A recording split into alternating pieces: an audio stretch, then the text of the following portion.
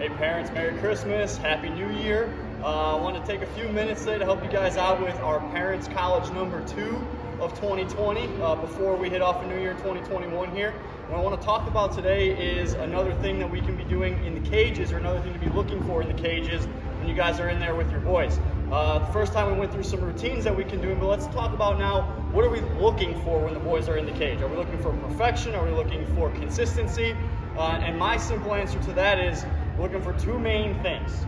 We want to be hitting the ball hard consistently.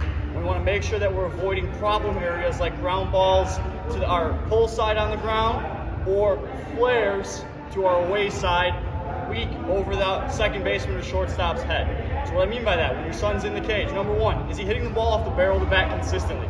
Regardless of if it's in the air, on the line, or on the ground. This ball coming off the bat hard. That's number one, that's the most important thing. Hard hits become hits in a game. Number two, where are those balls going? I'm not stuck on is the ball hitting the back of the cage every single time, because that's not realistic, nor is that necessarily what we want. I can tell a kid who sits in the cage for 20, 30 hours a week because he consistently hits the ball straight no matter where the ball is on the tee. Okay, that's not game realistic. If the tee's inside or outside, the ball should go to that side of the field. One thing we lose track of being in a Midwestern climate where it's cold and we're stuck inside all winter is that the field is a lot bigger than a tunnel. So don't get stuck on every ball has to go back to the back of the cage, or that it has to be at the head height of the pitcher. Balls can go up in the air. It takes some height for the ball to carry over an outfielder's head. Balls can go to the side.